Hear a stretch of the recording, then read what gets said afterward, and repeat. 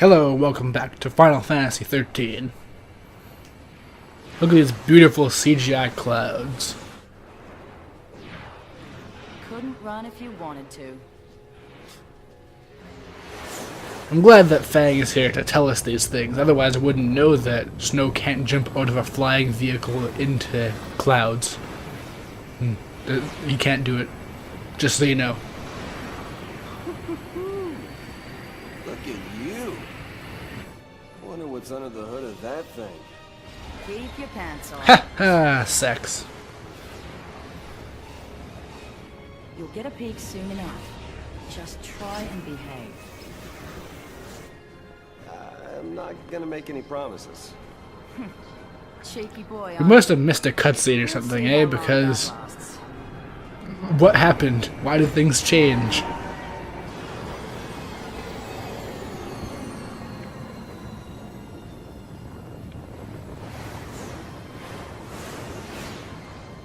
I gotta love how ridiculously over elaborate things are in Final Fantasy universe. That literally looked like some sort of like a crown that someone would wear or something like that. Or at least it's way more elaborate than that, honestly. It's kind of like steampunk, but really not. He's come to meet you. It's got the same level of over detail as steampunk.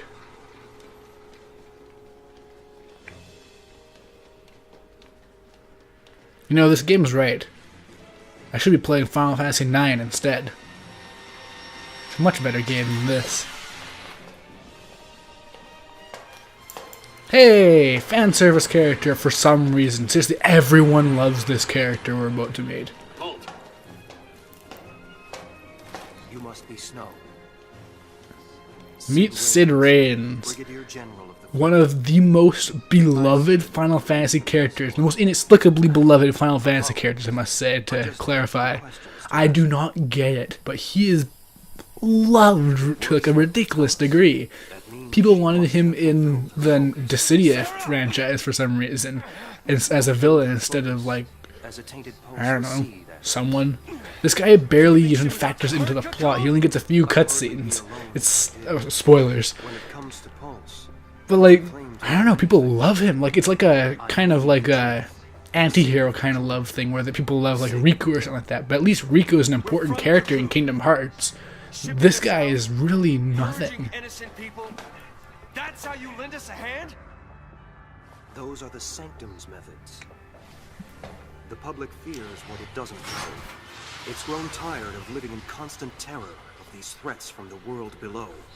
So, the Sanctum devised a plan for you, listeners. There's a really they're really trying to hammer in this whole public fears and stuff like that thing.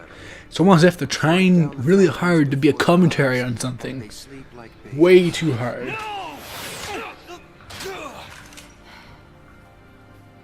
The Sanctum has intelligence on the other fal'cie already. It's only a matter of time. You'll never catch them. I see. We'll need your help then, won't we? One must wonder how they managed to get intelligence on all the other fal'cie, considering there's pretty much been nothing that actually could have been tracking them, unless there's like some weird future technology thing. Who knows? Time travel time, back to day 7.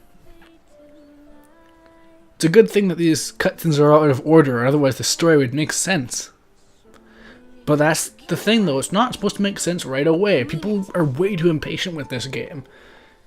They tell you the stuff out of order so that the gaps get filled in over time. You're not supposed to know the entire story the first second you look at the game. And that does lead to the problem where people quit the game after an hour and like, oh, it didn't explain anything.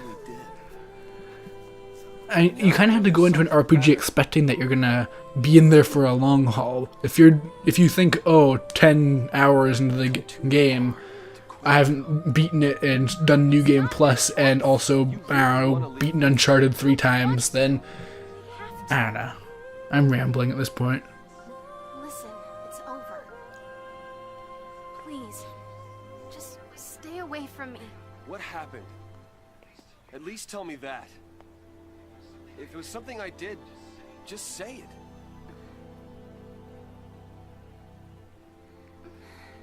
So, going more into detail about Sarah and Snow's relationship. Now say it with me. The fans hate it! I don't get it. It's not a special relationship, but I'd take this one over, say, Squall and Renoa, one of the worst romances I've ever seen. Landed by pulse. I'm a fal'cie. Enemy of Cocoon. Like, I don't know. There's kind of a really big bias against Final Fantasy XIII in every facet. It's far from good. I've already said that. Like, it's if I were to make a top 13 Final Fantasies, this is probably pretty low. But I don't know. It's just like, just because something isn't as good as the classics doesn't mean that it's like just because something's not as good as the best doesn't mean it's not good. Less than amazing is not bad.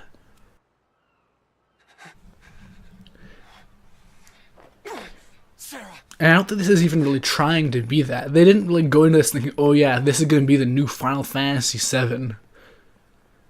But, I don't know, it's just like, oh, but it didn't turn out to be the new Final Fantasy VII, therefore it's another terrible Final Fantasy game.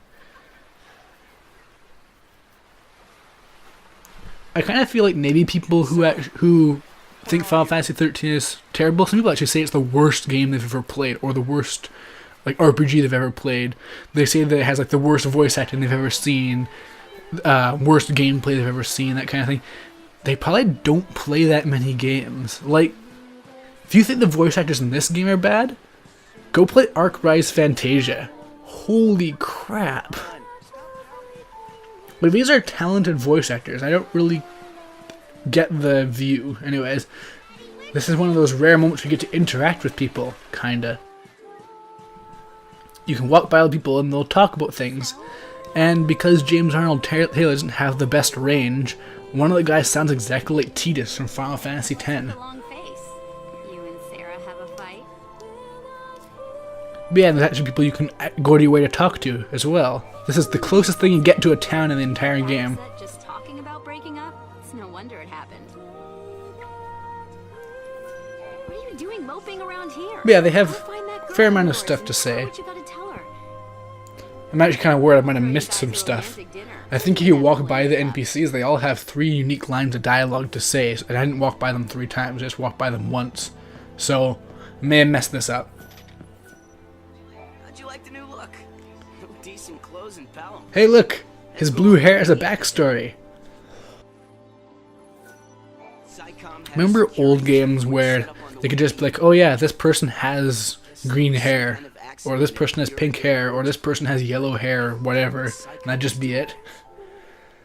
Why send SciComm in to deal with an industrial accident? But yeah, no, this guy's apparently a bit of a fashionista or something, I don't know. Tired of hunting It's kind of a down weird these subplot. monsters?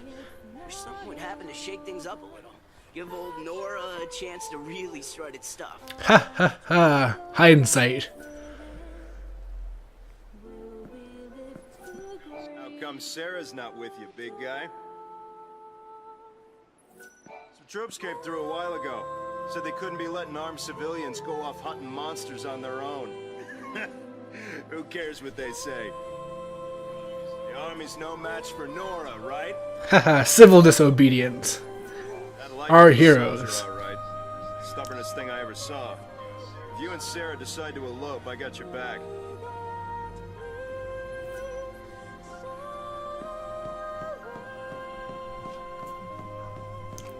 I wonder, in Final Fantasy XIII's world, who actually, like, how do they get married? Who has the right to do it? Do they get married by, like, a fal'cie of marriage?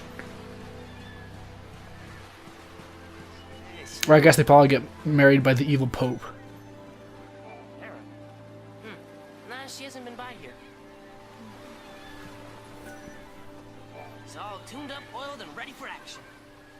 Probably won't be seeing any today, though. No monsters around. Oiled? What? Well, you gotta take me with you next time. I want to help take care of monsters before the army does, and be a hero like you.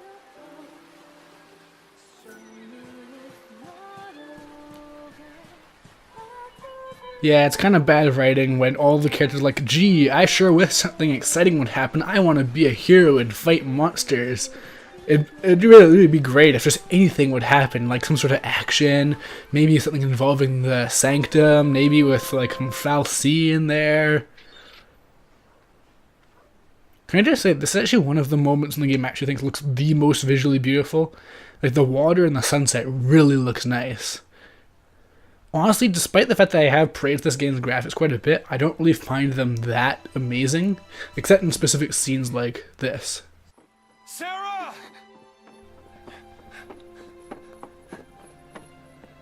What is your focus? LaCie have a focus, right? I'll go with you. Help you do it. Just let See, this is an element that people complain about with Snow that I don't get. He's being a supportive person by being like, oh, Sarah, I'm going to help you, instead of being afraid of you like everyone else is. And like, oh, Snow is so stupid, there's nothing he can do to save it. That's not how, like, oh, I'm sorry, he didn't read ahead in the script and know that he can't do anything. He was just acting out of emotion. That's so bad? I don't get it. Not if I'm here. I'll protect you. We'll figure this out. Do it together. Okay? But yeah, gotta say, some of these shots look downright CGI.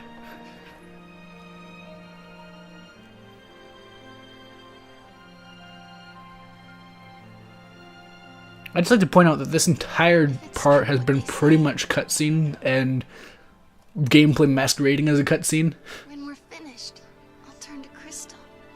Don't worry. When LaCie complete their focus, they're blessed with the gift of eternity. They wouldn't call it eternity if you died. Yeah, it's eternal because you turn into a crystal forever.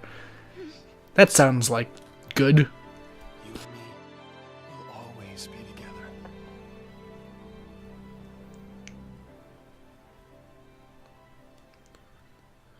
Even if death was all that she had waiting, nothing would have changed.